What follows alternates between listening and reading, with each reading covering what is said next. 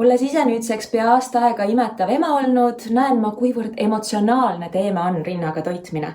Ja seda ennekõike seetõttu, et väga paljud tunnetavad ühiskondlikku survet. Kui toidad oma last rinnaga, siis öeldakse, et sa ei peaks seda näiteks avalikus kohas tegema. Ja siis on jälle teine pool, kes mingil põhjusel ei saa või ei taha beebit rinnaga toita. Nemad saavad jällegi liiga kiirelt halva ema templi otsa ette. Ma usun, et oluline on mitte sildistada ja hukka mõista, sest lõpuks tahab ju iga ema oma lapsele kõige paremat. Ja olgem ausad, absoluutselt parim. Siin pole kahtlust, on anda beebile rinnapiima vähemalt aasta, võimalusel 2 või 3, sest rinnapiim ongi tõeline imejook, mis tagab lapsele kõige parema kaitse haiguste eest ja väga palju muudki. Ühiskonnana on aga oluline mõista ka kõiki teisi variante, näiteks neid emasid, kes ei saa imetada tervislikel põhjustel.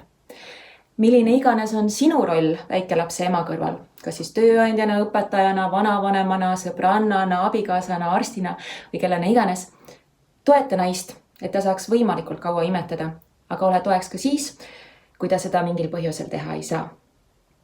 Ilusat imetamisnädalat!